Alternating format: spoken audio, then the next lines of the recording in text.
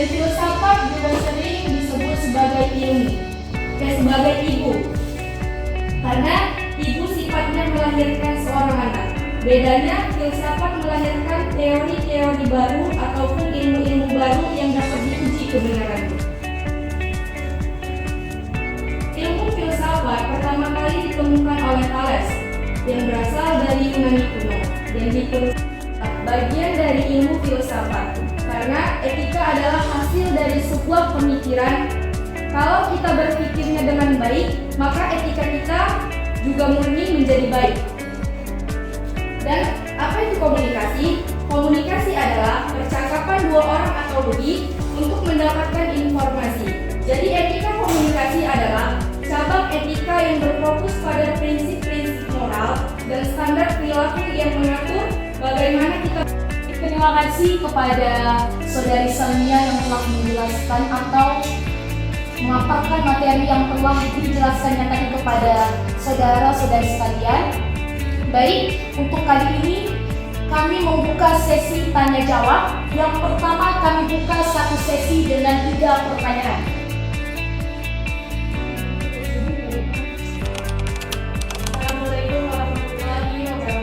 Waalaikumsalam warahmatullahi wabarakatuh. Saya Suratati ingin bertanya kepada pemateri. Bisakah pemateri itu menyebutkan contoh ontologi, epistemologi, dan aksiologi dalam penerapannya di etika komunikasi? Sekian pertanyaan saya. Selanjutnya kepada saudara-saudari yang ingin bertanya, untuk pertanyaan kedua dipersilahkan. Ya baik saudara, silakan berdiri. Bismillahirrahmanirrahim. Assalamualaikum warahmatullahi wabarakatuh. Waalaikumsalam warahmatullahi wabarakatuh. Saya ingin bertanya kepada makalah. Coba makalah jelaskan secara terperinci tentang 3 poin tersebut, yaitu ontologi, epistemologi, aksiologi menurut bahasa pemakalah. Terima kasih atas pertanyaan. Kepada saudara Randiansyah yang telah bertanya kepada pemateri. Baik, kita lanjut ke pertanyaan ketiga. Siapa saudara-saudari yang ingin bertanya kepada pemateri? Oke, kepada saudari Suci Mariana, silakan. Pertanyaan saya, coba jelaskan pemakalan bagaimana perubahan dalam pandangan ontologi masyarakat modern mempengaruhi standar etika komunikasi di era digital. Oke baik, terima kasih kepada saudari Suci Mariana yang telah bertanya ke terakhir sesi 1 kita. Nah, selanjutnya beri pemakalah waktu untuk menjawab pertanyaan-pertanyaan dari saudara-saudari. Ini saudari Salmia Rizky Margolong sebagai pemateri ingin menjawab pertanyaan dari saudari Sri Wardatun yang akan dijelaskan dengan pertanyaan. Baik, di sini saya akan menjawab pertanyaan dari Kak Sri Wardatun.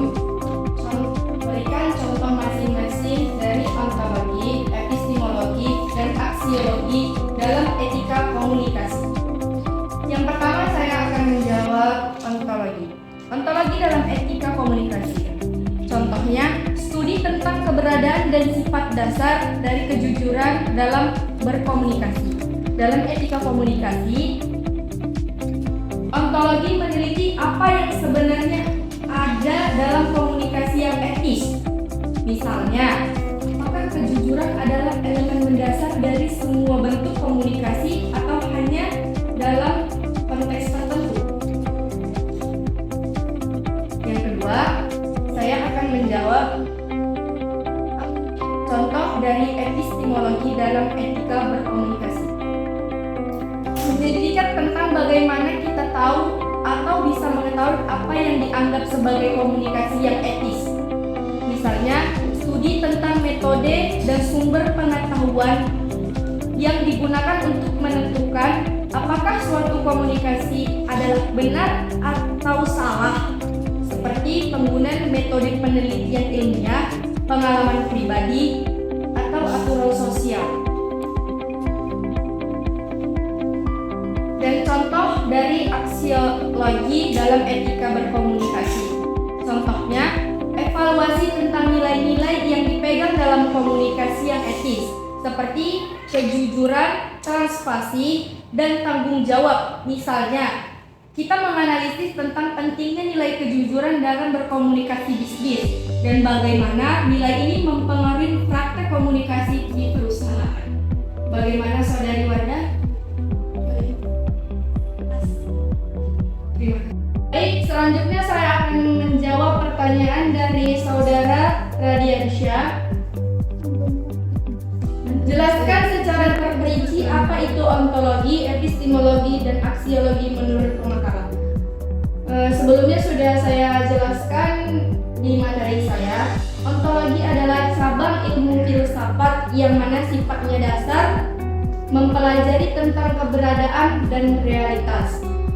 Dan epistemologi itu tersendiri membahas betul atau enggaknya untuk mencari asal usul dan lebih dalam sampai ke dasar. Itu dia epistemologi. Dan aksiologi itu tersendiri yang membahas tentang ruang lingkup suatu nilai luhur, etika, moral, karakteristik. Jadi bisa kita simpulkan adalah aksiologi sesuatu yang berfokuskan pada etika manusia, nilai-nilai budi luhur dan budi pekerti tentang apa yang kita lakukan. Apakah dari Saudara Randy sudah puas dengan jawaban saya atau ada yang ingin menambahkan dari pertanyaan Saudara Randy? Silakan kepada teman-teman ataupun yang sama-sama menyampaikan paparan dari saudara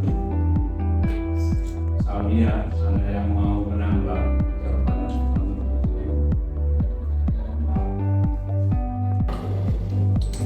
Jika ada jawaban kami yang kurang memadai atau kurang jelas untuk para saudara-saudari, kami mohonlah pemakalan dan moderator dimaafkan.